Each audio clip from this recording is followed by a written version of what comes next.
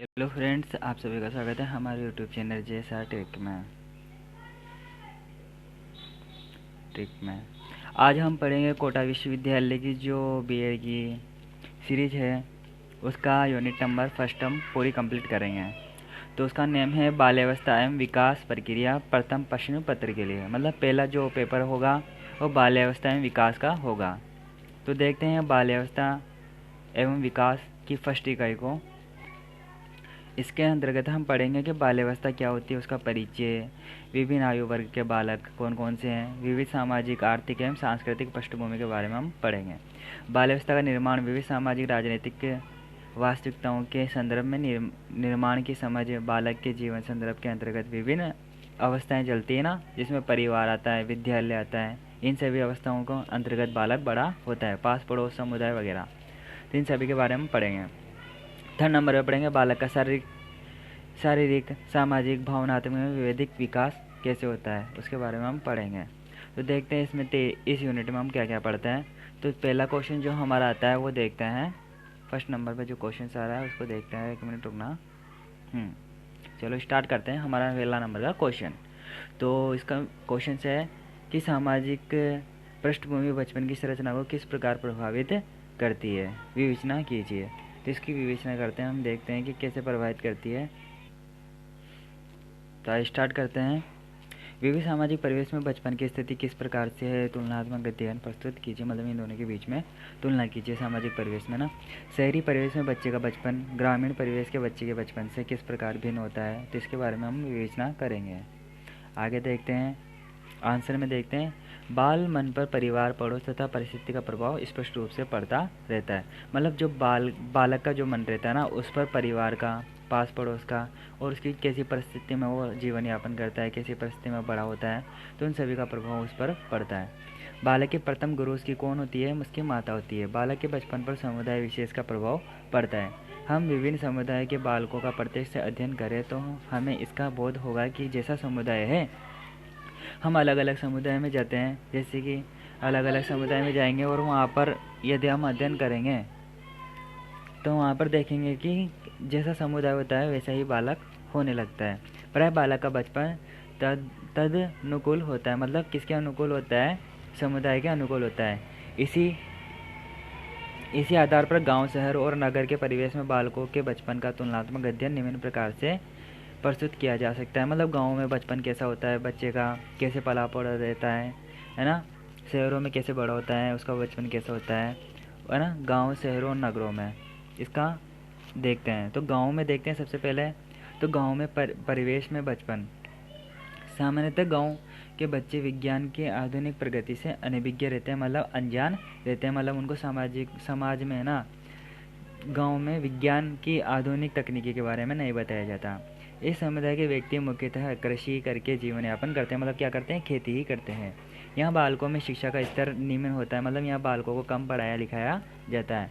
मतलब उनकी पढ़ाई लिखाई पर कोई ध्यान दिया नहीं जाता। छोटी उम्र के बालकों की भी कुटीर उद्योग जैसे कामों में करते हैं। मतलब जो छोटे उम्र के बालक रहते हैं ना, छोटे छोटे बालक, उनको क्या कर लिया जाता है, छोटे छोटे कामों में लगा दिया जाता है, कुटीर उद्योग में लगा दिया जाता है।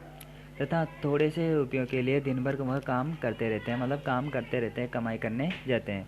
पिता के साथ खेती की रखवाली करते हुए, भेड़ बकरियां चराते हुए, कुम्हार का लड़का चाक घुमाता हुआ, लोहार का लड़का कीले ठोकता हुआ कर अपना बचपन गुजारा करता है। मतलब बहुत ज़्यादा दयनीय स्थिति होती है। अर्थात इनका बचपन घर, खेत व पुश्तैनी कामों के बीच में ही व्यतीत हो जाता है। मतलब ये इन सभी में रह जाते हैं और विज्ञान से इनका कोई रिश्ता नहीं होता है, इनकी स्टडी अच्छे से नहीं हो पाती। आगे चलते हैं। शहरी जीवन में क्या नहीं है। शहरी जीवन का परिवेश में बचपन, शहरी जीवन आर्थिक दृष्टि से मजबूत होता है। मतलब शहरों में जो परिवेश होता है वो आर्थिक दृष्टि से, मतलब अर्थव्यवस्था अच्छी होती है, उनके खाने पीने की सुविधाएं अच्छी होती है, पैसे वगैरह की कुछ ज़्यादा परेशानियां नहीं आती। बच्चे सरकारी विद्यालयों में पढ़ने जाते हैं। अब जो शहरी जीवन में जो बच्चे होते हैं वो कौन से विद्यालयों में पढ़ने जाते हैं, सरकारी विद्यालयों में पढ़ने जाते हैं, प्राइवेट विद्यालयों में जाते हैं। छुट्टी होते ही बस्ता रखकर मित्रों के साथ टोली बनाकर खेलते हैं। मतलब मित्र मंडली में जाकर खेलने लग जाते हैं।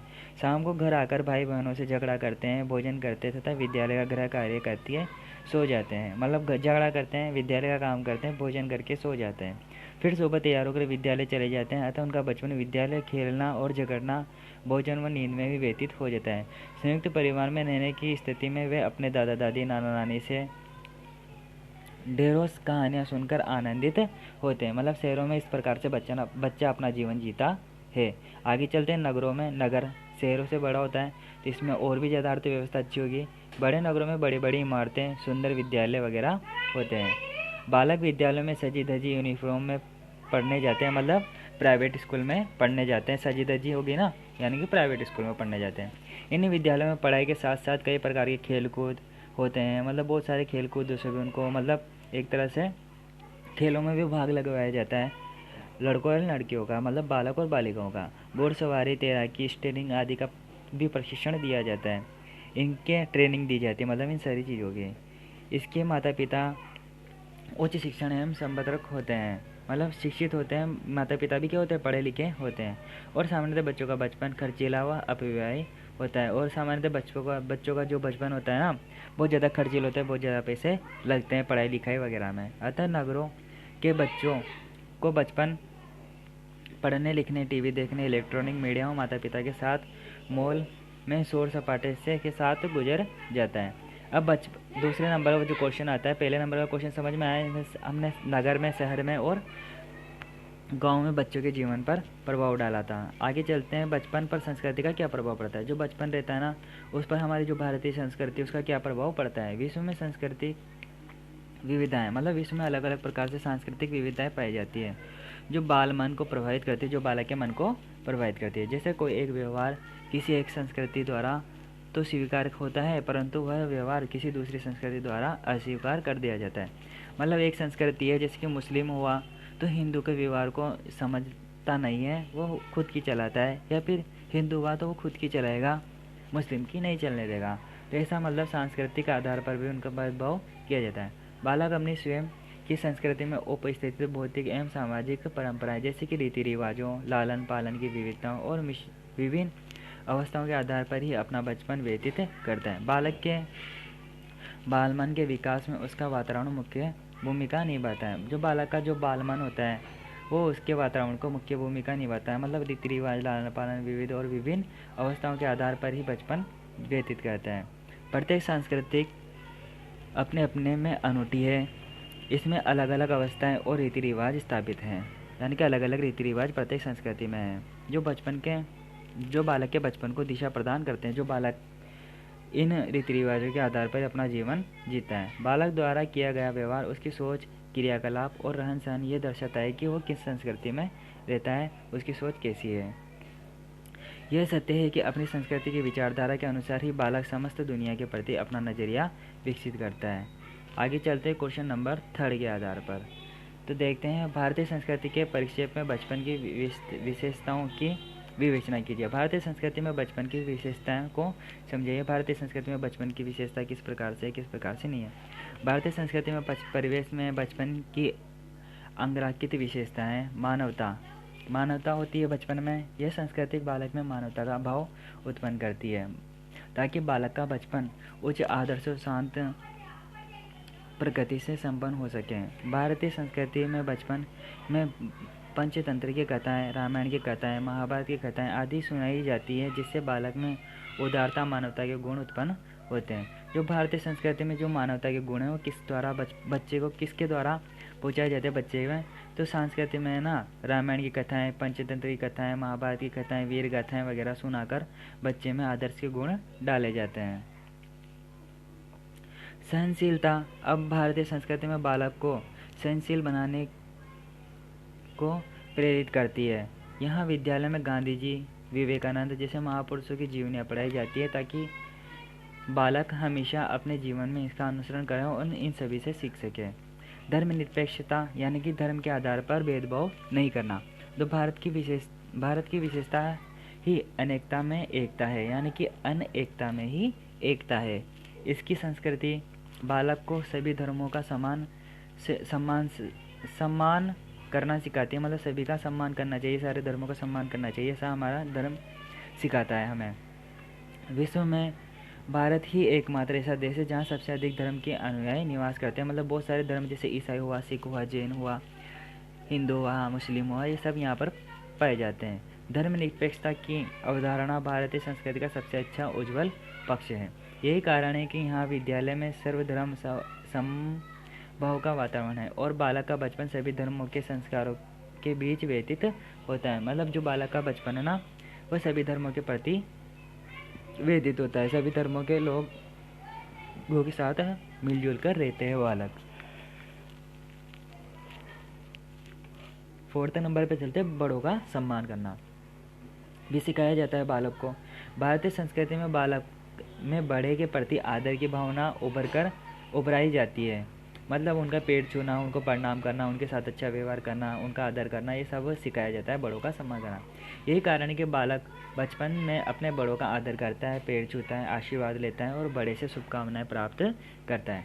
ऐसा बचपन विश्व की किसी भी और संस्कृति में दृष्टिकोण नहीं होता। यहाँ अतिथि देवो भव की भावना भी बालमन में अपना स्थान सुनिश्चित करती है, जिससे बालक सामाजिक सामंजस्य को अपने जीवन का आधार बनाता है, यानी कि बड़ों का सम्मान वगैरह भी करता है। दूसरों की सहायता, भारतीय संस्कृति में बालक को एक दूसरे की सहायता करने की भी सीख देते हैं तथा भारतीय परिवेश में बचपन में बालक को शिक्षा दी जाती है कि जब किसी को आवश्यकता हो उसकी सहायता करना, अपना धर्म समझना चाहिए, इससे मन को सुख और शांति मिलती है।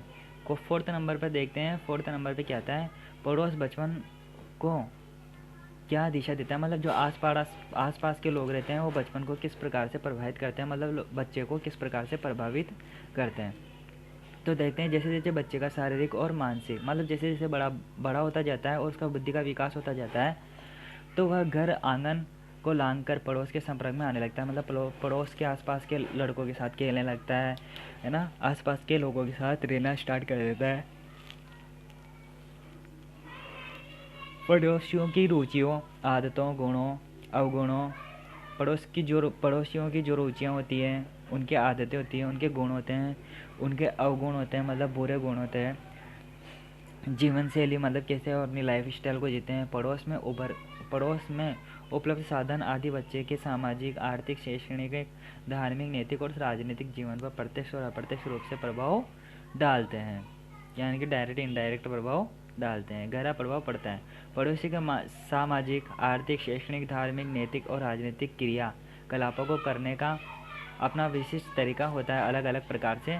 ये धर्म को मानते हैं, आर्थिक क्रियाएं करते हैं, शैक्षणिक क्रियाएं करते हैं, नैतिक राजनीतिक क्रियाएं को संपन्न करते हैं, जिसको बच्चा अनायास ही ग्रहण कर लेता है, जिसको बच्चा बिना कारण ही ग्रहण कर लेता है और यही उसी की भांति व्यवहार करना प्रदर्शित कर देता है। मतलब बालक भी क्या है, आस पड़ोस से सीखकर वैसा ही व्यवहार करने लगता है। पड़ोस में स्थित विभिन्न धार्मिक और गैर धार्मिक संस्थाएं जैसे कि मंदिर हुआ, मस्जिद हुआ, गुरुद्वारा, चर्च, सामाजिक क्लब, मार्केट, खेल का मैदान और पार्क आदि भी बच्चे के बचपन को प्रभावित करते हैं। मतलब वहाँ का गुरुद्वारा, चर्च, सामाजिक जीवन कैसा है, मार्केट, खेल वगैरह, ये सब क्या है, बच्चे के जीवन को प्रभावित करते हैं। इनसे ये कुछ ना कुछ सीखता है या फिर कुछ ना कुछ ग्रहण करता है। पड़ोस में जिस तरह का वातावरण होता है, जो आदर्श और मान्यता होती है, पड़ोस में जिस तरह का वातावरण होता है उसी प्रकार बच्चा रहता है, मान्यता होती है। मतलब कुछ आसपास के पड़ोस के लोग हैं जो अच्छा व्यवहार करेंगे तो बच्चा भी अच्छा व्यवहार करना सीखेगा उनसे। यदि वो गाली गलौज करते तो बच्चा भी गाली गलौज करना स्टार्ट कर देगा, झगड़ा करते हैं तो झगड़ा करना स्टार्ट कर देगा, चोरी डकैती करते तो चोरी डकैती करना स्टार्ट कर देगा। उनका बच्चे पर सीधा प्रभाव पड़ता है। इनका बच्चे में सामाजिक व्यवहार और समग्रता का विकास प्रत्येक संबंध होता है।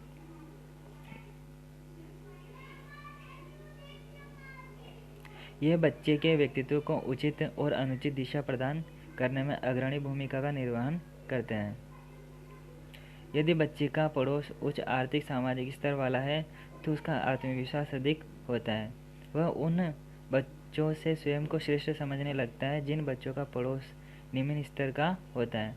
पड़ोसियों के साथ तनावपूर्ण अर्थात मित्रतापूर्ण संबंध बच्चे के विकास पर भावनात्मक क्रियाएं और संवेदनात्मक रूप से असर डालते हैं। पड़ोस में यदि भावनात्मक असुरक्षा का वातावरण रहता है तो वहाँ बच्चे का उचित विकास नहीं हो पाता है। उससे के द्वारा अपराधी या समाज में प्रतिकूल व्यवहार अपनाने की भावना बढ़ जाती है। इसके विपरीत यदि पड़ोस में भावनात्मक सुरक्षा का वातावरण रहता है तो पड़ोसी शिक्षित और मिलनसार हो तो वहाँ के वातावरण में पवित्रता पाई जाती है। और स्वयं बच्चा भी यदि प्रतिष्ठित परिवार से संबंध रखता है तो उसके समग्र विकास में बाधा नहीं आती। अतः आपका पड़ोस आपके बचपन को निश्चित रूप से मार्गदर्शित देता है। अब चलते हैं 5 नंबर वाले क्वेश्चन पर। माता पिता के व्यक्तित्व का बाल विकास पर क्या प्रभाव है? मतलब माता पिता का व्यक्तित्व कैसा है, वो प्रतिष्ठित है या फिर कैसा उनका व्यक्तित्व है, कैसा आचरण करते हैं वो, उसका प्रभाव अपने बालकों पर किस प्रकार का पड़ता है उसको देखते हैं। माता पिता के व्यक्तित्व का बाल विकास पर निम्नलिखित प्रभाव पड़ता है। माता पिता को जैसा व्यक्तित्व होता है उसी दिशा में बालक विकास होता है। मतलब बालक उसी प्रकार का बनता है, जैसा माता पिता होंगे ना उसके, वैसा ही बालक बनेगा। माता पिता के पारिवारिक संबंध और उसकी आर्थिक स्थिति भी बच्चे के विकास को प्रभावित करती है। मतलब माता पिता का अपने साथ व्यवहार कैसा है, आसपास में उनका वातावरण कैसा है, तो उसका प्रभाव बालक पर पड़ेगा। आमतौर पर पढ़े लिखे संपन्न परिवार के बच्चे शारीरिक एवं मानसिक रूप से निरक्षर व विपन्न परिवार के बच्चे की अपेक्षा अधिक स्वस्थ होते हैं। जो आमतौर पर जो पढ़े लिखे और संपन्न परिवार के बच्चे होते हैं वह मानसिक रूप से तो निरक्षर और विपिन परिवार के बच्चे की अपेक्षा अधिक स्वस्थ होते हैं। मतलब अच्छी स्थिति होती है उनकी। माता पिता का बच्चे के प्रति व्यवहार, अधिक समय तक संपर्क, बच्चे की आवश्यकताओं की पूर्ति, प्रेरणा, सहानुभूति और दिशा निर्देशन बच्चे के विकास में सहायता देते हैं। माता पिता का व्यवहार अच्छा होगा, बच्चे के प्रति अधिक समय देंगे, उसके संपर्क में रहेंगे, बच्चे की आवश्यकताओं की पूर्ति करेंगे, उसको प्रेरणा देंगे, सहानुभूति देंगे और दिशा निर्देश करते रहेंगे। मतलब उसको क्या करना चाहिए, क्या नहीं करना चाहिए, वो उसके विकास में सहायता करती है, बच्चे को एक अच्छा नागरिक बनाने में सहायता करती है। माता पिता का अधिक लाड़ प्यार बच्चे के विकास में बाधक हो सकता है। यदि ज़्यादा लाड़ प्यार करेंगे तो बच्चा बिगड़ जाएगा। इसी प्रकार माता पिता की अपेक्षा भी बालक के विकास के लिए घातक सिद्ध हो सकती है। और इसी प्रकार यदि ज़्यादा ही बुरा व्यवहार करेंगे बच्चों के साथ तो उसका मानसिक संतुलन बिगड़ सकता है। वैसे कहा जाता है कि जैसे उसके माई बाप तैसे तिनके लड़का। इस तरह स्पष्ट है कि माता पिता के व्यक्तित्व का बाल विकास पर गहरा प्रभाव पड़ता है। छठे नंबर का देखते हैं। छठे नंबर पर देखते हैं। तो छठे नंबर पे क्या आता है, बाल विकास के बारे में आप क्या जानते हैं? बाल व्यवस्था की विशेषताओं का उल्लेख कीजिए। बाल विकास होता क्या है? चाइल्ड डेवलपमेंट इस उन्नति से संबंधित परिवर्तन की ओर संकेत करता है और परिपक्वता की ओर अग्रसर करता है। बालक के आकार और उसकी संरचना में गुणात्मक और मात्रात्मक यानी कि क्वालिटी एंड क्वांटिटी परिवर्तन के कारण उसमें कार्य संबंधी सुधार आ जाते हैं। अतः बालक विकास परिपक्वता की ओर एक प्रक्रिया है।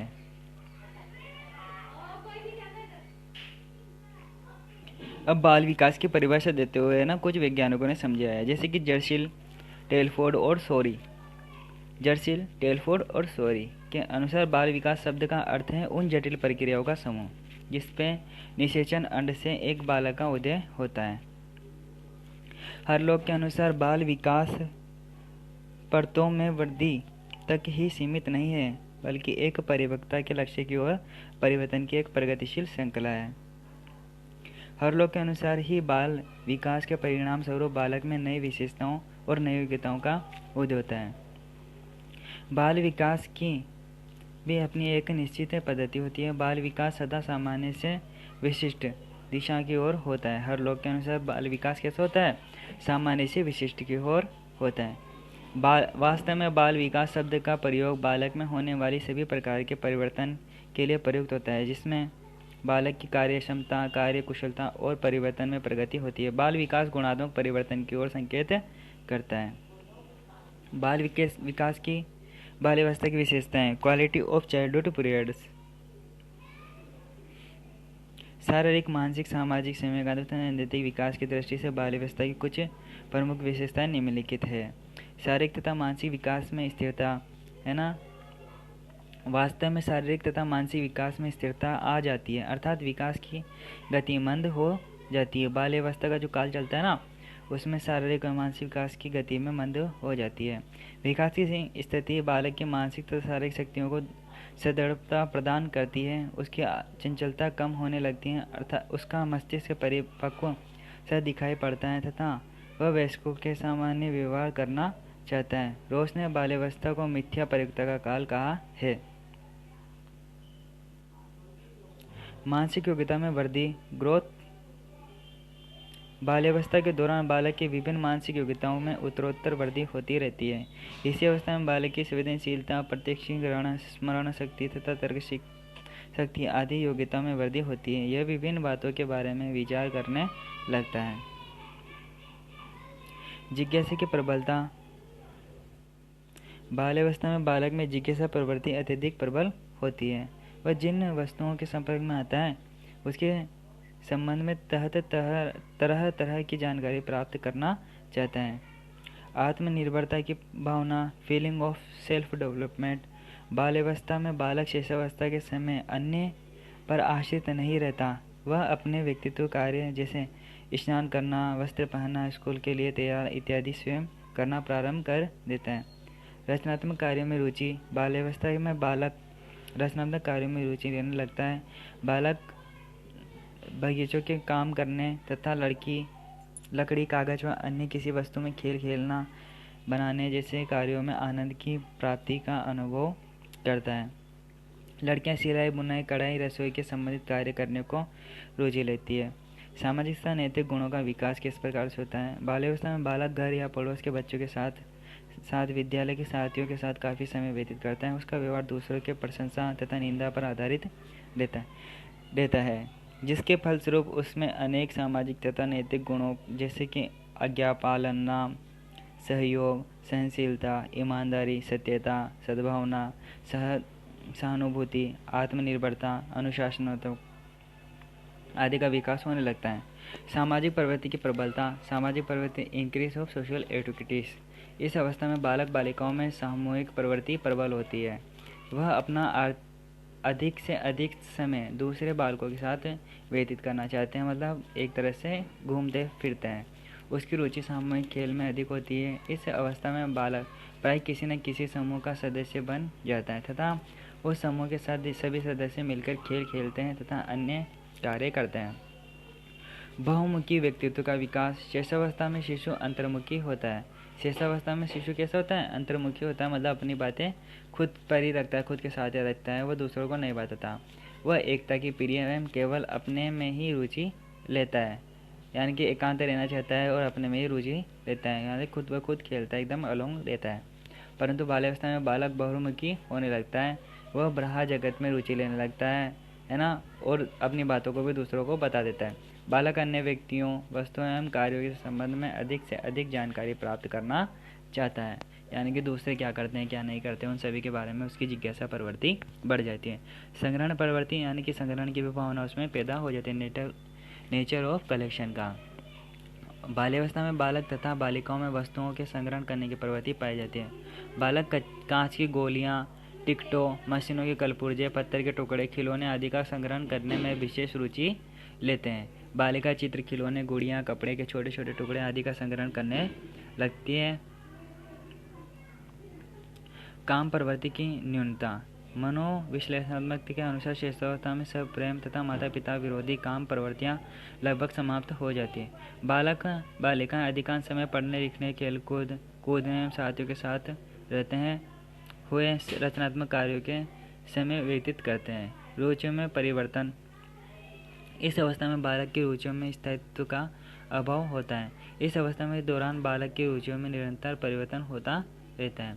समय का दमन एवं प्रदर्शन। इस अवस्था में बालक अपने समय पर अधिकार रखना एवं अच्छी बुरी भावनाओं में अंतर करना जान जाता है कि क्या चीज़ अच्छी है, क्या चीज़ बुरी है। वह उन भावनाओं का दमन करता है जिनको उसके माता पिता और बड़े लोग पसंद नहीं करते, मतलब उन भावनाओं का दमन करता है जो उनके माता पिता को पसंद नहीं है, जैसा काम संबंधित भावनाएं। निरुद्देश्य भ्रमण की प्रवृत्ति। बाल्यावस्था में बालकों में बिना उद्देश्य के इधर उधर घूमने की प्रवृत्ति बहुत अधिक हो जाती है। मनोवैज्ञानिक बर्ट ने अपने अध्ययनों में पाया है कि लगभग 9 वर्ष के बालक में आवारा घूमना, बिना छुट्टी के लिए विद्यालय से भागना और आलस्यपूर्ण जीवन व्यतीत करने की आदत सामान्य रूप से दिखाई देती है। बाल्यावस्था में शारीरिक विकास संबंधित महत्वपूर्ण परिवर्तन का उल्लेख कीजिए। बाल्यावस्था में शारीरिक विकास किस प्रकार होता है, क्या नहीं होता, उसके बारे में बताते हैं। Physical development in childhood. 6 वर्ष की आयु से लेकर 12 वर्ष की आयु तक की अवधि बाल्यावस्था कहलाती है। बाल्यावस्था का काल कहाँ से कहाँ तक होता है? 6 वर्ष से लेकर 12 वर्ष तक का। बाल्यावस्था के प्रथम 3 वर्ष के दौरान अर्थात 6 से 9 वर्ष की आयु तक शारीरिक विकास अधिक तीव्र गति से होता है, मतलब बहुत ज़्यादा जल्दी बड़े होते हैं। बाद में 3 वर्ष में शारीरिक विकास की गति कुछ धीमी हो जाती है, परंतु इस अवधि में शारीरिक विकास दृढ़ता की ओर उन्मुख होता है। यही कारण है कि 9 से 12 वर्ष तक की अवधि को परिपक्वता का काल कहा जाता है। बाल्यावस्था में होने वाले शारीरिक विकास में संबंधित कुछ महत्वपूर्ण परिवर्तन निम्नलिखित हैं। मतलब कौन कौन से शारीरिक विकास होते हैं बाल्यावस्था में 6 से लेकर 12 वर्ष तक? तो लंबाई 6 से 12 वर्ष की आयु तक चलने वाले बाल्यावस्था में शारीरिक की लंबाई लगभग 5 से 7 सेमी प्रति वर्ष की गति से होती है। लंबाई 6 से 12 वर्ष की आयु तक चलने वाले बाल्यावस्था में शारीरिक की लंबाई 5 से 7 सेमी प्रति वर्ष की गति से बढ़ती है। बाल्यावस्था के प्रारंभ में लड़कों की लंबाई लड़कियों की लंबाई से लगभग 1 सेमी से अधिक होती है, लेकिन इस अवस्था में समापित पर लड़कियों की लंबाई लड़कों की लंबाई से औसत रूप से 1 सेमी से अधिक हो जाती है। इस संदर्भ में लाउंड्री 1973 का कहना है कि बाल्यावस्था में लड़कों की लंबाई किशोरावस्था की लंबाई से आधी होती है, जबकि लड़कियों की लंबाई किशोरावस्था की आधी लंबाई से कम होती है। बाल्यावस्था के विभिन्न वर्षों में बालक तथा बालिकाओं की औसत आयु निम्नलिखित सारणी में दर्शाई गई है। यानी कि बालकों की औसत लंबाई 6 वर्ष में कितनी होती है? 108 सेंटीमीटर, 7 वर्ष में 113, 8 वर्ष में 119, है ना।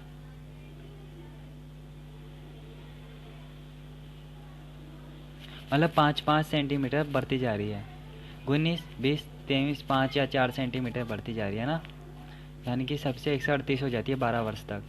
वैसे इसमें 7 से 8, 9, 10, 11, 12, 13, है ना। तो इसमें 5 जोड़ लेंगे, 5 या 6 जोड़ लेंगे, 6 वर्ष, फिर 6 वर्ष 6 वर्ष 6 वर्ष 6 वर्ष करते करते 139 वर्ष तक हो जाती है बालिकाओं की। भार। बाल्यावस्था के दौरान बालकों के भार में काफ़ी वृद्धि होती है। 9-10 वर्ष की आयु तक बालकों का भार बालिकाओं के भार से अधिक होता है, परंतु इसके पश्चात बालिकाओं का भार बालकों के भार से अधिक होना प्रारंभ होता है।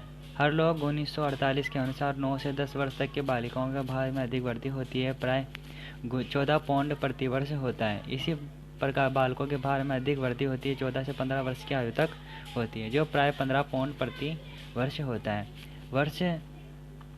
12 वर्ष के अंत तक बालक का भार 80 से 90 पॉइंट के बीच हो जाता है। सिर और मस्तिष्क, उसका सिर और मस्तिष्क किस प्रकार से बड़ा होता है? बाल्यावस्था में सिर के आकार में धीरे धीरे परिवर्तन होता रहता है, परंतु शरीर के अन्य अंगों की तुलना में यह अधिक अपेक्षाकृत बड़ा होता है।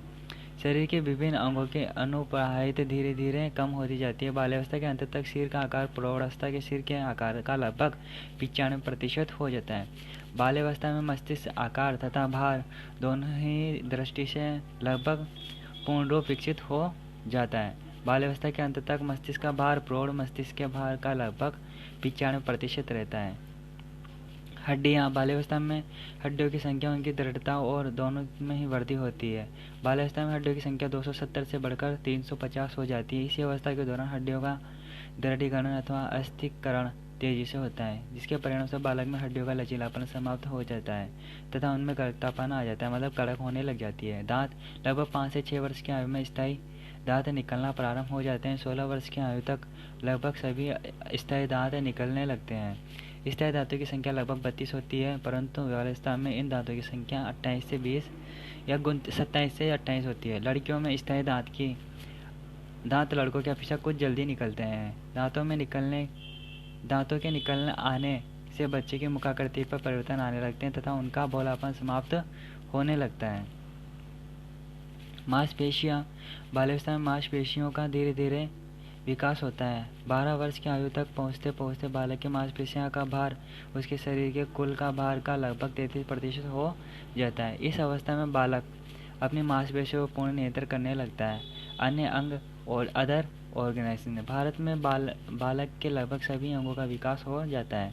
इसके कारण वह अपने विभिन्न शारीरिक अंगों, शारीरिक शक्तियों तथा गति पर नियंत्रण करने में समर्थ हो जाते हैं। बालक के कंधे चौड़े, कूल्हे, पतले, पैर लंबे व सिर होते हैं लंबे व सीधे होते हैं, जबकि लड़कियों के कंधे पतले, कूल्हे, चौड़े तथा पैर कुछ अंदर को झुके हुए होते हैं। लगभग 11 से 12 वर्ष की आयु में बालक बालिकाओं में यौन अंगों का विकास तीव्र गति से होने लगता है। बाल्यावस्था में हृदय की धड़कन की गति में निरंतर कमी होती जाती है। 12 वर्ष की आयु में धड़कन की गति 1 मिनट में लगभग 85 बार होती है। बाल्यावस्था में मानसिक विकास की समझ। हम 8वें नंबर का क्वेश्चन करते हैं। तो बाल्यावस्था में मानसिक विकास को समझिए। अब बाल्यावस्था में बच्चे का मानसिक विकास की मेंटल एबिलिटी किस प्रकार से विकसित होती है, क्या है क्या नहीं है, तो उसके बारे में हम देखते हैं। बाल्यावस्था में मानसिक विकास की गति शेषावस्था की तुलना में, मतलब जो शेषावस्था रहती है उसकी तुलना में कम होती है, मतलब मानसिक विकास उसका कम होता है। फिर भी इस अवस्था में बालकों को समझने, स्मरण करने, मतलब याद करने, विचार करने, समस्या का समाधान करने, प्रत्यक्ष ज्ञान करने, चिंतन करने, निर्णय लेने की जैसी शक्तियों का पर्याप्त विकास हो जाता है। कौन सी अवस्था में? बाल्यावस्था में। बाल्यावस्था के दौरान बालकों के मानसिक विकास की विशेषताओं को स्पष्ट करते हुए क्रो एंड क्रो ने कहा है कि जब बालक का लगभग 6 वर्ष का होता है, जब बालक 6 वर्ष का होता है तब उसकी मानसिक योग्यताओं का लगभग पूर्ण विकसित विकास हो जाता है। अतः बालक परिस्थितियों को समझने लगता है, उनका सामना करने का प्रयास करता है। उसकी रुचि नए नए कार्यों, वस्तुओं, व्यक्तियों में बढ़ती है। समायोजन क्षमता भी विकसित हो जाती है। इस प्रकार बाल्यावस्था में निम्नलिखित मानसिक शक्तियों का विकास होता है। छठवीं सदी छठ सॉरी छठवां वर्ष में क्या होता है? छठवें वर्ष में बालक के बिना हिचकिचाए हुए 13 से 14 तक की गिनती सुना देता है, मतलब उसको अच्छी तरह से गिनती वगैरह आने लगती है। सरल प्रश्नों के उत्तर देने लगता है और शरीर के विभिन्न अंगों के नाम बता देता है 6 वर्ष का बालक। यदि उसे कोई चित्र दिखाया जाए तो उसमें बनी हुई वस्तु का वर्णन कर सकता है। कि मतलब यदि किसी को अपन किताब का चित्र बना के देते तो उससे उसको वो बता सकता है, बच्चा 6 वर्ष का बच्चा, कि ये किताब है और इसमें कुछ शब्द लिखे हुए रहते हैं और ये पढ़ने में काम आती है। ऐसा इसमें समानता व असमानता को भी बता सकता है। 7वें वर्ष में मानसिक विकास होने लगता है, मेंटल डेवलपमेंट इन 7 ईयर्स में। 7वें वर्ष के दौरान बालक छोटी छोटी घटनाओं का वर्णन कर देता है, संयुक्त व जटिल वाक्यों का समाधान खोजने का प्रयास करता है। 2 वस्तुओं में अंतर करने की क्षमता उसमें विकसित हो जाती है। कौन सी अवस्था में? 7वें वर्ष की अवस्था में। 8वें वर्ष में बालक क्या क्या करने लग जाता है? तो 8वें वर्ष में बालक छोटी छोटी कविताएं, कहानियाँ याद कर लेता है। उसमें कहानियों से संबंधित प्रश्नों का उत्तर देने योग्य की योग्यता विकसित हो जाती है। वह प्रतिदिन की साधारण समस्याओं का समाधान खोज लेता है। 9वें वर्ष में मानसिक विकास। अब 9 वर्ष की अवस्था में बालक समय, दिन, दिनांक, वर्ष आदि समझने लगता है कि आज कौन सा समय हो रहा है, कौन सी टाइम हो रहा है, मतलब उसको घड़ी देखना आ जाता है। दिन यानी कि दिन और दिनांक का भी पता लगने लग जाता है कि आज मंगलवार है, सोमवार है, मंगलवार है, बुधवार है, जो भी है वो उसको पता लग जाता है कि आज कौन सा वार है। दिनांक का पता होता है, वर्ष का पता होता है, समझने लगता है। वह रुपये पैसे की गिनती भी गिन लेता है। वह सुनी हुई बातों को लगभग यथावत दोहराकर सुना देता है। जोड़, घटाव, गुणा, भाग संबंधित सरल व समस्याओं को हल कर लेता है। वह देखे हुए टीवी सीरियल व फिल्म की 60% बातें बता सकता है। कौन से वर्ष का बालक? 9वें वर्ष का बालक। 10वें वर्ष में मानसिक विकास। अब 10वें वर्ष में मानसिक विकास किस प्रकार से होता है? तो 10 वर्ष की अवस्था में बालक द्रुत गति से बोलने लगता है, मतलब जल्दी जल्दी वो बोलने लगता है। वो मतलब हिचकिचाता वगैरह नहीं है। वह अपने दैनिक कार्य स्वयं करने लगता है, मतलब खुद के कार्य खुद कर सकता है, इतनी एबिलिटी हो जाती है उसमें। वह सही ढंग से निष्पक्ष तकनीकी चिंतन करने लगता है। उसे दैनिक जीवन के नियमों, परंपराओं, सूचनाओं का ज्ञान भी हो जाता है। कौन सी अवस्था में? 10वीं अवस्था में। एकादश वर्ष में मानसिक विकास। अब जो इस आयु में बालक कठिन शब्दों की व्याख्या करने लगता है, विभिन्न वस्तुओं की तुलना करने लगता है, वो प्रत्यक्ष अवलोकन करके पशु पक्षियों, कीड़े मकोड़ों, कल पुर्जों आदि वस्तुओं का ज्ञान प्राप्त करने का प्रयास करने लगता है। उसमें तर्क, जिज्ञासा व निरीक्षणता करने की क्षमताओं का विकास हो जाता है। द्वादश अवस्था मतलब 11वीं अवस्था, इस अवस्था में बालक में तर्क, समस्या समाधान की क्षमता का अधिक विकास हो जाता है। इसमें कठिन शब्दों की व्याख्या करने और साधारण बातों के कारण बताने की योग्यता विकसित हो जाती है। वह देखी हुई बातें, फिल्में, कार्यक्रम के बारे में 50% बातें बता सकता है। बाल्यावस्था के दौरान बालक में होने वाली उपरोक्त वर्णन क्षमताओं के विकास के अवलोकन से स्पष्ट है कि इस अवस्था के दौरान बालक बालिकाओं में ज्ञानेंद्रिय परिपक्व होने लगती है। उनका चिंतन, तर्क, बाह्य केंद्रित होने लगता है।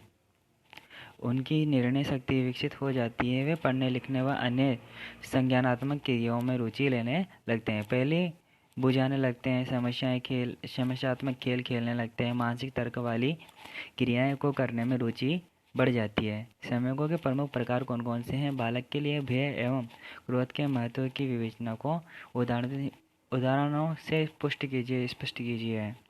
संवेग जो हम संवेग हैं, जैसे डर, ईर्ष्या, क्रोध वगैरह, उनको बताना है कौन कौन से हैं। बालक में भय कैसे उत्पन्न होता है, क्रोध कैसे उत्पन्न होता है, उसकी विवेचना और व्याख्या कीजिए। संवेगों के प्रकार। संवेग कितने प्रकार के होते हैं? संवेग के प्रमुख प्रकार निम्नलिखित हैं। पहला संवेग है डर और भय, यानी कि हमें डर लगता है, भय लगता है, इसको हम फेयर भी कहते हैं। ईर्ष्या यानी कि जेलसी, क्रोध, एंगर, उत्तेजना, एक्साइटमेंट, दुख, डिस्ट्रेस, घृणा, डिजर्स, प्रशंसा, डिलाइट। बालक के लिए भय का महत्व। अब बालक के लिए भय का क्या महत्व है, इसको देखते हैं। तो भय होता क्या है? बालक के लिए भय एवं क्रोध जैसे प्रमुख संवेगों का अत्यंत महत्व होता है। यह भय किसी प्रतिकूल परिस्थिति से अपने आप को बचाए रखने का एक साधन है। मतलब यदि इंसान को डर लगेगा ना, तो समस्याओं का समाधान कर सकेगा। मतलब समस्याओं कोई कोई को पता रहता है कि हाँ, यदि करंट लगने से हमारी मृत्यु हो जाएगी, तो हम तारों को नहीं पकड़ते। क्यों नहीं पकड़ते? क्योंकि हमें भय रहता है इसका कि हम मर जाएंगे। यानी कि भय एक प्रतिकूल परिस्थितियों में हमें बचाता है।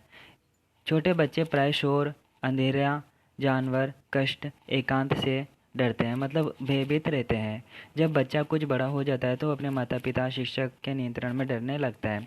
बालक के लिए भय का निम्नलिखित महत्व है। भय के कारण बालक अपने आप को अनेक हानिकारक परिस्थितियों से बचाए रखता है। अतः भय बालक के लिए एक आत्मरक्षा के साधन के रूप में कार्य करता है। मतलब भय क्या करता है? मनुष्य की रक्षा करता है।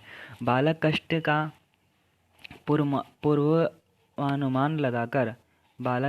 पूर्वानुमान लगाकर अपने आप को ऐसी परिस्थिति से दूर रखते हैं। भय के कारण बालक अपनी पढ़ाई लिखाई की भी नियमित रूप से करते हैं। उन्हें परीक्षा सम्मान के कम होने का भय रहता है, जिससे वे अधिक परिश्रम से पढ़ाई करते हैं। यानी कि यदि हमें भय लगेगा तो हम अच्छे परिश्रम से पढ़ाई भी करेंगे। भय के कारण ही बालकों में बहुत से अच्छे गुणों तथा वांछित सामाजिक व्यवहार का विकास होता है। बालक इस भय से कोई बुरा कार्य नहीं करता है कि दूसरे व्यक्ति उसे देखकर क्या कहेंगे। अत्यधिक भय का वातावरण बालक की प्रगति पर प्रतिकूल प्रभाव भी डाल सकता है। यदि बालक के किसी अध्यापक विषय से भय होता है तो वह उस विषय में रुचि नहीं रहती है, वह उसकी कक्षा में से भागना शुरू कर देता है।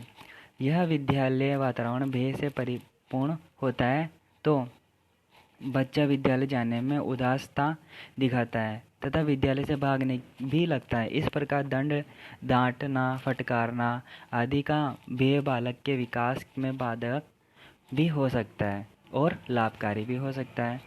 बालक के लिए क्रोध का महत्व। अब बालक के लिए क्रोध का महत्व क्या है? मतलब बालक को यदि क्रोध आता है या फिर उससे हम क्रोधित व्यवहार करते हैं तो उस पर क्या प्रभाव पड़ते हैं। भय की भांति क्रोध भी एक प्रमुख संवेग है जो बालक में प्राय पाया जाता है। बालक क्रोध तब ही करता है जब उसमें कोई शारीरिक दोष हो, उसके क्रियाकलाप में बाधा उत्पन्न हो, यानी कि उसकी इच्छा की पूर्ति न हो, उसकी इच्छा के अनुसार कार्य ना करें, तो कार्य में हमेशा द्वेष निकला जाए, उसे शारीरिक अथवा मानसिक रूप से सताया जाए, अथवा बालक भूखा हो, बीमार हो या थका हुआ हो, क्रोध का बालक के लिए निम्नलिखित महत्व है। क्रोध से बालक में आत्मरक्षा की प्रवृत्ति बढ़ती है। यदि बालक को कोई व्यक्ति आवश्यकता रूप से तंग करता है या गाली देता है तो उसमें क्रोध में आना उचित है, मतलब वो भी क्रोधित हो जाता है बालक भी। यह बालक के आत्म सम्मान को बनाए रखता है तथा दूसरी ओर अत्यधिक क्रोध से मानसिक शक्ति का ह्रास होता है, यानी कि हमारी मानसिक शक्ति कमज़ोर हो जाती है। को कहते हैं ना कि जब हमें क्रोध आता है तो हम कुछ भी बोल जाते हैं या फिर कुछ भी कर देते हैं। तो क्रोध आना भी यदि ज़्यादा हो तो ये मानसिक शक्ति का ह्रास हो सकता है एवं विचार तथा तर्क करने की शक्ति कम हो जाती है। बाल्यावस्था में होने वाले सामाजिक विकास को समझिए। अब बाल्यावस्था में कौन कौन से सामाजिक विकास होते हैं। बाल्यावस्था में सामाजिकरण की गति तीव्र हो जाती है क्योंकि बालक प्राथमिक विद्यालय में जाना शुरू कर देता है। अब बाल्यावस्था में बालक क्या हो जाता है, विद्यालय में जाना स्टार्ट कर देता है, मतलब पढ़ाई लिखना करना स्टार्ट कर देता है। नए साथियों के संपर्क में आता है, नए वातावरण को से घुल मिल जाता है। ब्राह्मण समाज के प्रत्येक संपर्क के कारण उसमें अनुकूल समायोजन व सामाजिक विकास तीव्र गति से होता है। बाल्यावस्था में होने वाले सामाजिक विकास को निम्नलिखित ढंग से व्यक्त किया जा सकता है। अब कौन कौन से सामाजिक विकास होते हैं बाल्यावस्था में देखते हैं। समूह सदस्यता, मतलब समूह में रहना लगता है बालक। विद्यालय में जाएगा तो वहाँ पर बहुत सारे विद्यार्थी मिलेंगे और वो समूह में रहना स्टार्ट कर लेके आएंगे। मेंबरशिप ऑफ ए ग्रुप, बालक बालिकाएं किसी न किसी समाज के प्रत्येक संपर्क में आकर किसी टोली समूह का सदस्य बन जाते हैं, यानी कि किसी ग्रुप का सदस्य बन जाता है। वह टोली अथवा समूह में अनेक खेलों, वस्त्रों, खान पीन तथा अन्य उचित अनुचित बातों का निर्धारण करते हैं, यानी कि उन सबसे सीखते हैं। सामाजिक गुण, अब समाज में बालक क्या करता है। बाल्यावस्था में टोली में रहने से बालक में सामाजिक जिम्मेदारी लेना, किसी दुर्व्यवहार के होने पर सही या गलत का निर्णय लेना, न्याय अन्याय को समझना, कठिन समय पर संगठित होकर कार्य करना के साथ अनेक सामाजिक गुणों का विकास होता है, जैसे उत्तरदायित्व, सहयोग, साहस, सहनशीलता, सद्भावना, आत्मनियंत्रण, न्यायप्रियता आदि। इन सभी का विकास सामाजिक गुणों में होता है। यौन विभेद गुण, यानी कि क्वालिटी ऑफ सेक्सुअल डिफरेंसेस।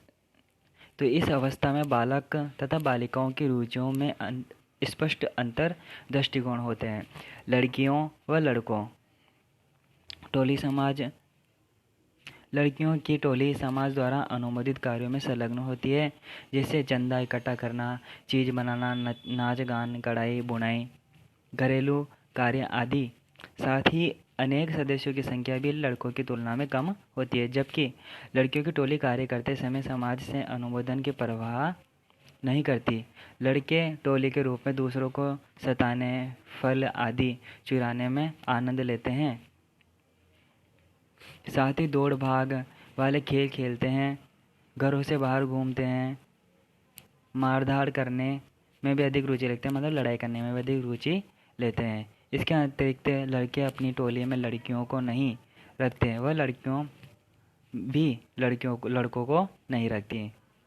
सामाजिक स्वीकृति की चाह, डिज़ायर फॉर सोशल एक्सपेक्शन। बाल्यावस्था में बालकों में सामाजिक स्वीकृति तथा प्रशंसा पाने की तीव्र इच्छा होती है, मतलब समाज में उनकी प्रशंसा हो ऐसा बालक चाहते हैं। यह अन्य व्यक्तियों के समक्ष इस प्रकार से कार्य तथा आचरण करने का प्रयास करते हैं जिससे अन्य व्यक्ति पसंद करें उन्हें तथा उनकी प्रशंसा करें, जिसकी अन्य व्यक्ति प्रशंसा करें। ये लोकप्रियता होने की इच्छा है, मतलब समाज में उसका मान बढ़ाए ऐसा बालक सोचते हैं। मित्रता, अब मित्रता में क्या है, मित्रता को देखते हैं तो फ्रेंडशिप। अब जो बालक रहता है बाल्यावस्था में तो उसकी फ्रेंडशिप किस प्रकार से होती है, किस प्रकार से नहीं होती, उसके बारे में देखते हैं। तो इस अवस्था में लड़के लड़कियां मित्रता नहीं होती, लड़के और लड़कियों में मित्रता नहीं होती, क्योंकि लड़कियां लड़कों की अपेक्षा जल्दी परिपक्वता को प्राप्त कर लेती है, इसलिए लड़कों को असभ्य शिष्टाचारहीन समझती है। मित्रता बनाने में लड़के व लड़कियां अपने जैसे आर्थिक, बौद्धिक, सामाजिक स्तर के बालक बालिकाओं को ही चुनते हैं, मतलब अपनी मेजॉरिटी के इंसानों को जुड़ते हैं। मित्रता स्थायी नहीं होती क्योंकि छोटी छोटी बातों में तू मैं होती रहती है, मतलब लड़ाई झगड़ा होते रहते हैं। इस अवस्था में मित्र के दृष्टिकोण, विचार, आदत आदि का बालक बालिकाएं अनुसरण करते हैं। नेतृत्व की भावना, अब नेतृत्व की भावना क्या है, यानी कि फ्रेंडशिप फीलिंग्स ऑफ लीडरशिप, यानी कि उनमें पता ऐसा रहता है कि मैं नेता बनूंगा या फिर मैं इस ग्रुप का संचालन करूंगा। बाल्यावस्था में टोली आयु होती है, तब नेतृत्व की प्रवृत्ति बढ़ जाती है। इस नेता होने के लिए बालक को टोली के आदर्शों का निर्वाह करना पड़ता है। इस हेतु अच्छे खिलाड़ी, प्रभावी वक्ता, बुद्धिमान, विश्वसनीय, सदृढ़, धैर्यवान, कूटनीतिज्ञ, लोकतांत्रिक भावनाओं, आत्मविश्वासी, दूसरों की इच्छा समझने वाले गुणों वाला बालक बालिकाएं नेता बनने। जो बालक अंतर्मुखी चुप रहने वाला होता है वह नेता नहीं बन सकता। बाल्यावस्था के विकास की प्रक्रिया। अतः बाल्यावस्था में बालक बालिकाओं द्वारा किए जाने वाले उपयुक्त वर्णित सामाजिक व्यवहारों से संतुष्ट है कि इस अवस्था में अनेक सामाजिक जीवन का क्षेत्र कुछ विस्तृत हो जाता है, जिसके फलस्वरूप उनमें सामाजिकरण के अवसर तथा संभावनाएं बढ़ जाती है। बच्चे के सामाजिक विकास में परिवार व विद्यालय की भूमिका का वर्णन कीजिए। बच्चे के सामाजिक विकास में परिवार की भूमिका। जब बच्चा अपने अभिभावकों में प्यार, दुलार, समझदारी, नम्रता, निस्वार्थ विश्वास आदि गुणों का अनुभव करता है तो उसमें यह सारे गुण स्वयं ही आ जाते हैं। बच्चों में सामाजिक विकास में परिवार की विद्यालय की भूमिका का वर्णन इस प्रकार है, यानी कि आ जाते हैं। घर में अन्य सदस्यों के साथ मिलजुल कर रहने की शिक्षा बच्चे को अभिभावकों से ही मिलती है। मतलब घर में कैसे सबसे मिलजुल कर रहना चाहिए, सब किससे सीखता है? अभिभावकों से सीखता है, माता पिता से सीखता है। बच्चा जब अपने परिवार के साथ मिलकर रहना सीखता है तब उसे समाज के नियमों, रीति रिवाजों के मानने का महत्व भी समझ में आता है कि समाज में क्या क्या नियम चलते हैं, क्या क्या रीति रिवाज हैं, उन सभी का उनको पता लगता है। माता पिता के सामाजिक व्यवहार के ढांचे पर ही बच्चे का सामाजिक विकास होता है, यानी माता पिता का जो सामाजिक व्यवहार किस प्रकार का है उसी के आधार पर बच्चे का सामाजिक विकास होगा। इस प्रकार परिवार में रहकर बच्चा उस व्यवहार को सीखता है जो समाज को मान्य है तथा समाज में रहने के लिए आवश्यक है। व्यवहार और अंतरिक क्रिया करते हुए माता पिता उसे ज्ञान प्रदान करते हैं। माता पिता के बच्चे से बातचीत और व्यवहार करने के तरीके की बच्चे के व्यक्तित्व पर अमिट छाप पड़ती है। बिगड़ी हुई प्रतिकूल पारिवारिक संबंधों का बच्चे के विकास पर व्यापक या बहुत व्यापक प्रभाव पड़ता है। जो बच्चे अपने कठोर माता पिता के प्रति क्रोध का मनोभाव लगते हैं वह घर से बाहर सभी वयस्कों के प्रति विरोध का शौर्य अपना लेते हैं। इसी प्रकार लाड़ प्यार से वंचित रह जाने पर बच्चे में हीनता की भावना उत्पन्न हो जाती है। बच्चे के सामाजिक विकास में विद्यालय की भूमिका। स्कूल में शिक्षक और बालकों के मित्र की भी बालक के सामाजिक विकास में योगदान देते हैं। अब शिक्षक और मित्र दोनों ही बालक के सामाजिक विकास में योगदान देते हैं। अब किस प्रकार से देते हैं देखते हैं। स्कूल में बालकों को अपनी आयु के अनेक बालकों के साथ बैठने सीखने का अवसर ही नहीं मिलता। मतलब वो अपनी आयु के बच्चों के साथ तो बैठते ही हैं, उनके साथ उठते हैं, उनके साथ खाना खाते हैं, सब करते हैं, तो उनको ये अवसर ही नहीं मिलता, बल्कि उन्हें बड़े बच्चों के सामाजिक अनुभव, यानी कि बड़े बच्चों से कहानियाँ सुनना और उन सामाजिक अनुभव उसको मिलते हैं। अनुभव सुनने और सामाजिक व्यवहार देखने का अवसर भी मिलता है। इस अवसर से यानी कि बड़ों से भी वो शिक्षा ग्रहण करता है, बड़े बच्चों से भी। इस अवसरों से उसकी सामाजिक सूझबूझ, सामाजिक प्रत्यक्षीकरण बढ़ता है। फलस्वरूप वह समाज के विभिन्न मूल्यों से संबंधित व्यवहार को सीखता है। स्कूल के अनेक कार्यक्रमों में भाग लेकर वह उनके अनेक सामाजिक व्यवहार प्रतिमानों को सीखता है। स्कूल में वह सहयोग, मित्रता और आत्मनिर्भरता आदि सीखता है। संवेगात्मक विकास को स्पष्ट कीजिए। बचपन में बालकों की संवेगात्मक विशेषताओं का वर्णन कीजिए, उल्लेख कीजिए। बाल्यावस्था में होने वाले संवेगात्मक परिवर्तन की प्रमुख विशेषताओं का वर्णन कीजिए। अब संवेग पढ़े थे ना अपन ने, क्रोध, भय, है ना, तो वो सभी इसमें आएंगे। हर्ष, घृणा, प्रेम, शोभा आदि ये सब क्या है? संवेग है। तो इनमें जो परिवर्तन होते हैं बाल्यावस्था में, संवेगों का उल्लेख कीजिए। तो देखते हैं, प्रत्येक व्यक्ति अपने जीवन में समय समय पर क्रोध भी करता है, भय भी करता है।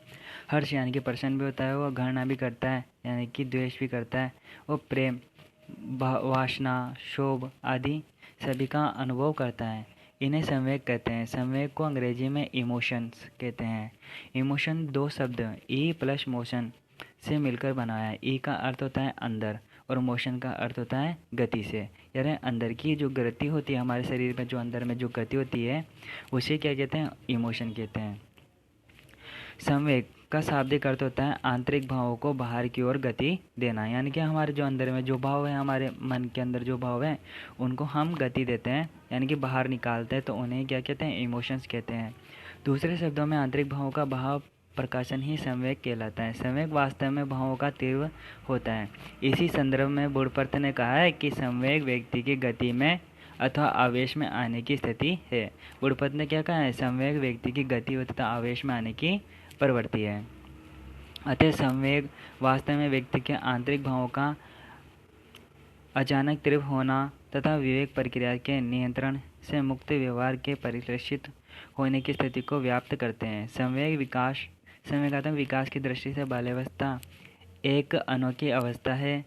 बाल्यावस्था में संवेगों की अभिव्यक्ति में सामाजिकता का भाव आने लगता है, यानी कि संवेगों की बाल्यावस्था में संवेगों की अभिव्यक्ति से, यानी कि संवेग आने लगते हैं ना बाल्यावस्था में बालक में, तो उसका सामाजिकता का भाव आने लगता है, वह समाज के प्रति जागरूक होने लगता है तथा बालक संवेगों की अभिव्यक्ति पर नियंत्रण करने लगता है। इस अवस्था में संवेगों की उग्रता कम होने लगती है। बाल्यावस्था में होने वाले संवेगात्मक परिवर्तन की कुछ प्रमुख विशेषताएं अंग्राकित है। संवेगों की उग्रता से हर्ष, डिस्क्रिशंस, एग्रेसिव इमोशंस। बाल्यावस्था में संवेगों की उग्रता में कमी आ जाती है क्योंकि सामाजिकता की प्रक्रिया के फलस्वरूप बालक संवेगों का दमन करने का प्रयास करता है, अपना अथवा उसको शिष्ट ढंग से प्रस्तुत करना या व्यक्त करना सीख जाता है। ईर्ष्या, जेलसी। बाल्यावस्था में बालक बालिकाओं में किसी न किसी कारण से ईर्ष्या व द्वेष की भावना विकसित हो जाती है।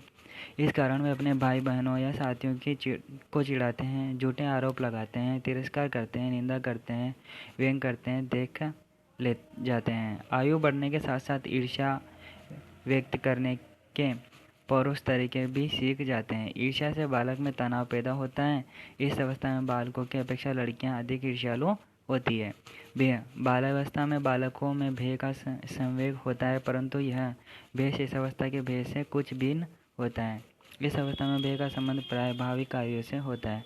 बाल्यावस्था में बालक के अंदर परीक्षा में अच्छे अंक प्राप्त न करने का भय, गृह कार्य न करने पर स्कूल में दंड मिलने का भय रहता है, कक्षा में प्रश्न उत्तर न दे पाने के कारण अध्यापक द्वारा पिटाई का भय रहता है, दल का दबाव बना रहता है तो भय रहता है। अपेक्षाकृत संकट के संबंध में आकुलता होती है, लेकिन लोकप्रिय बालक कम आकुल होते हैं। लड़कों की तुलना में लड़कियां अधिक आकुल होती हैं। आकुलता के कारण बालक अंक गणित में अधिक गलतियां करते हैं। असुरक्षित बालक अधिक आकुल रहता है। बालक का संबंध उपलब्धि का संबंध आकुलता से है और कम उपलब्धि वाले बालक अधिक आकुल होते हैं। अतः बालकों में पाए जाने वाले भय को उनके व्यवहार से पहचाना जा सकता है। निराशा यानी कि डिप्रेशन। बाल्यावस्था में बालक निराशा की भावना से पीड़ित होते हैं। इच्छाओं की पूर्ति न होने पर बालकों में निराशा की भावना उत्पन्न होने लगती है। परिवार, समाज, विद्यालय के द्वारा बनाए गए अनुशासन संबंधित नियम बालकों की इच्छा पूर्ति में बाधक होते हैं। जिज्ञासा की प्रबलता। बालक अवस्था में बालक बालिकाओं में जिज्ञासा प्रवृत्ति अत्यधिक प्रबल होती है। वह जिन वस्तुओं के संपर्क में आता है उसके संबंध में क्यों तथा कैसे से संबंधित प्रश्न पूछकर उसकी कार्य प्रणाली का ज्ञान प्राप्त करना चाहता है। विद्यालयों के बालकों की जिज्ञासा प्रवृत्ति को बढ़ाने में महत्वपूर्ण भूमिका है। बालक की जिज्ञासा प्रवृत्ति उसे अधिकाधिक बढ़ाने की ओर बढ़ाती है। विज्ञान एवं प्रौद्योगिकी के युग में बालकों की जिज्ञासा प्रवृत्ति को बढ़ाना अत्यंत आवश्यक है, अन्यथा आयु बढ़ाने के साथ वह यह अनुभव करने लग जाएगा कि वह तो पिछड़ा बालक है। क्रोध। बाल्यावस्था में बालक पूर्व की अवस्था की अपेक्षा अधिक स्वतंत्रता की अपेक्षा करता है और स्वतंत्रता प्राप्ति की इच्छा में बाधक परिस्थितियां उसे क्रोधित होने के लिए प्रेरित करती है। बालक में क्रोध के कारणों में इच्छाओं का तृप्त न होना, कार्य क्रियाकलापों में हस्तक्षेप, सतत बालक की बुराइयां बताना, चिढ़ाना, उपदेश देना, सदैव दूसरों से तुलना करना, नीचा दिखाना आदि। इस अवस्था में क्रोध की अभिव्यक्ति में बालक द्वारा झगड़ा करना, लात मारना, धकेलना, चिढ़ाना, पत्थर फेंकना, गाली देना आदि आ जाते हैं क्रोध के अंतर्गत। स्नेह, लव लव कैसे करता है बालक? स्नेह का भाव, स्नेह का भाग एवं सुखद संवेग है। स्नेह का भाव आदर, मित्रता, सहानुभूति को प्रकट करता है, मतलब उसके अच्छाई को व्यक्त करता है। स्नेह की अनुभूति आनंद व प्रशंसा देने वाली अनुभव से जुड़ी होती है। अतः परिवार व विद्यालय में बालकों के साथ जो लोग स्नेह या प्रेम का व्यवहार करते हैं, बालकों की उनके प्रति स्नेहाग्रता अधिक होती है। स्नेह व्यक्त करने में बालक प्रिय व्यक्ति या वस्तु से चिपक जाता है, चूमता है, सहलाता है, दूर होने पर रोने लगता है, उस जैसी नकल करता है। शाही परिवार की अपेक्षा साधारणतः परिवार के बालक स्नेह व्यक्त करने में स्वाभाविक होते हैं। बालकों की अपेक्षा बालिकाएं अधिक स्नेहशील होती है। प्रफुल्लता, एक्साइटमेंट, प्रफुल्लता एक आनंददायक अभिव्यक्ति होती है। जब कोई व्यक्ति सुखद अथवा आनंददायक परिस्थितियां उत्पन्न होती हैं, तब बालक प्रफुल्लता के वेग का अनुभव करता है। अच्छे प्राप्तांक, रुचिकर खाद्य सामग्री अथवा वांछित खेल सामग्री बालकों की प्रफुल्लता का कारण हो सकते हैं। बाल्यावस्था में नैतिक विकास का उल्लेख कीजिए। बाल्यावस्था में नैतिक विकास, आयु बढ़ने के साथ घर और बाहर के अनुभव भी बढ़ते हैं। बालक अनुभव से पारिवारिक, नैतिक और सामाजिक नैतिकता की विभिन्नताओं को समझने लगता है। बालकों की अपनी नैतिकता का मापदंड बढ़ता है, जो माता पिता की नैतिकता को मापदंड से भिन्न हो सकती है। टोली के नीति नियमों, उनके विकास, संप्रदाय उनके नैतिक ज्ञान को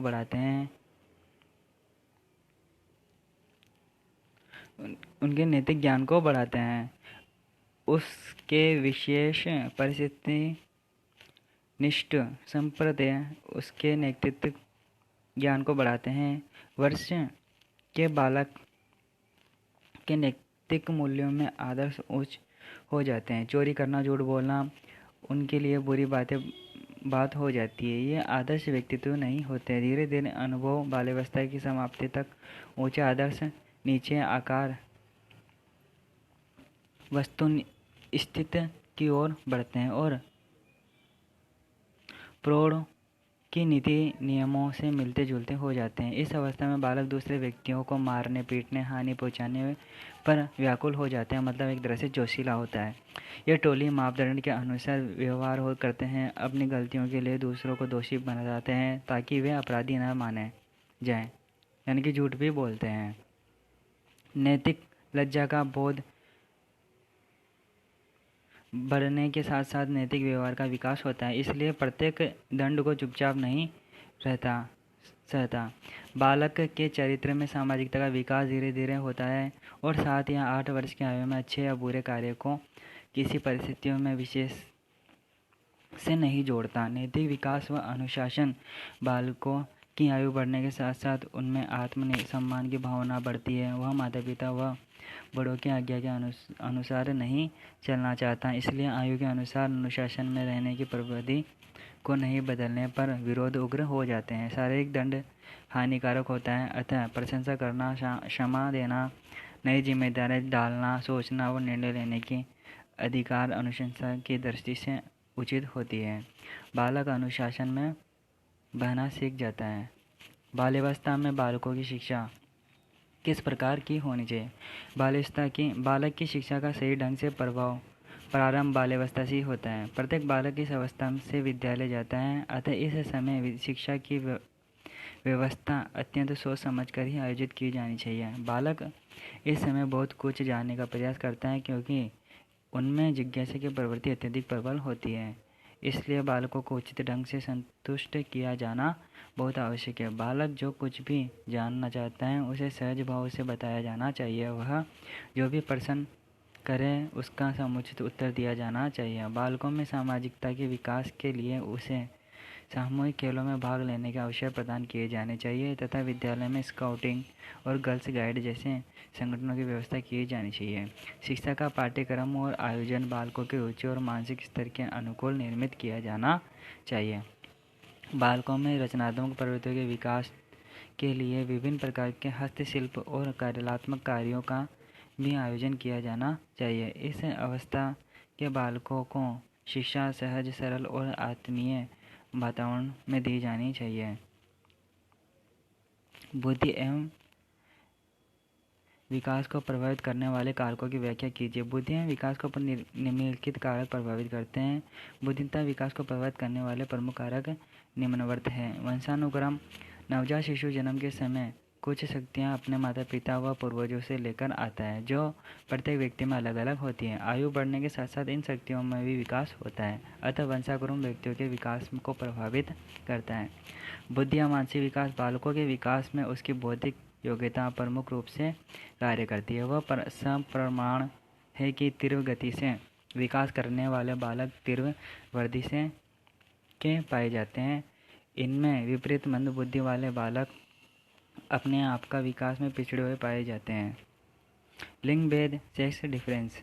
बालकों के विकास के लिंग भेद को भी महत्वपूर्ण भूमिका है। जन्म के समय लड़कियां लड़कियों की तुलना में बड़े होते हैं। बाल्यावस्था के उत्तरार्ध में लड़कियां लड़कों की अपेक्षा तीव्र गति से शारीरिक विकास करती है। परिपक्वता की लड़कियां लड़कों की अपेक्षा पहले प्राप्त कर लेती है। लालन पालन। बालकों के विकास पर लालन पालन व माता पिता के पारस्परिक संबंधों का प्रभाव पड़ता है। इसमें बालकों का तरीका, व्यवहार को दिशा देने की पद्धति, अनुशासन का तरीका, दंड देने का विधान आदि बालकों के विकास पर प्रभाव पड़ता है। रोग तथा चोट। प्रारंभ में हुई बड़ी बीमारी, शारीरिक चोट, जन्मजात रोग से बालकों का शारीरिक व बौद्धिक विकास प्रभावित होकर रुकने की संभावना होती है। परिवार में स्थान। अनेक शोध कार्यों द्वारा यह स्पष्ट हुआ है कि बालकों का परिवार में सबसे प्रथम या आखिरी बालक होना उसके व्यक्तित्व के विकास को प्रभावित करता है। सबसे बड़े बालक की अपेक्षा दूसरे व तीसरे बालक का विकास जल्दी होता है। सबसे छोटा बालक कई वर्षों तक छोटा बालक ही रह जाता है और उसे अपनी क्षमताओं का विकास करने की प्रेरणा नहीं मिलती। सांस्कृतिक कल्चर। प्रत्येक संस्कृति में विकास के अलग अलग अवसर होते हैं। रीति रिवाज, परंपरा अलग अलग होती है। आदिम व आधुनिक जातियों तुलनात्मक अध्ययन करने पर यह बात स्पष्ट रूप से सामने आती है कि जातियाँ संस्कृति भी व्यक्ति के विकास पर प्रभाव डालने वाला तत्व है। अतः अंतःस्रावी ग्रंथियाँ। हमारे शरीर के अंदर कई ग्रंथियाँ हैं, जैसे कि थायराइड ग्रंथि, पेराटाइड ग्रंथि, शीर्ष ग्रंथि, बाल्य ग्रंथि, योनि ग्रंथि, प्यूटरिक ग्रंथि, पीयूष ग्रंथि, अधिवक्र ग्रंथि। इन ग्रंथियों के ठीक काम न करने पर शारीरिक तथा मानसिक विकास रुक जाता है। अंतःस्रावी ग्रंथियों के अध्ययन से महत्व तथ्य सामने आया है कि जिससे इन ग्रंथियों के कार्य और बालकों के शारीरिक व मानसिक विकास का संबंध समझ सकते हैं। जैसे यौन ग्रंथि के अधिक सक्रिय होने पर लैंगिक विकास में तीव्रता आ जाती है और शीर्ष ग्रंथि के कार्य में अधिकता आ जाती है, पर बालक समस्त विकास रुक जाएगा। सामाजिक संबंध। बालक जिस प्रकार से सामाजिक वातावरण में रहता है वैसा ही उसके विकास पर प्रभाव पड़ता है। विद्यालय वातावरण। अध्यापकों का बालकों के साथ व्यवहार, अनुशासन, कार्यकलाप आदि का बालकों के विकास पर महत्वपूर्ण प्रभाव पड़ता है। उक्त वृद्धि व विकास के कारणों को समझकर अभिभावक व अध्यापक बालकों के विकास का मार्ग प्रशस्त करने में महत्वपूर्ण भूमिका अदा कर सकते हैं। इस कारकों को ध्यान में रखकर बालकों के सर्वांगीण विकास के लिए उपयुक्त परिस्थितियों तथा साधन प्रदान किए जा सकते हैं। तो धन्यवाद दोस्तों वीडियो को देखने के लिए। आपको पीडीएफ वीडियो के डिस्क्रिप्शन में मिल जाएगी दोस्तों, और निबंधात्मक प्रश्न की वीडियो अगली वीडियो में स्टार्ट करेंगे इसी सीरीज की। तो धन्यवाद दोस्तों वीडियो को देखने के लिए।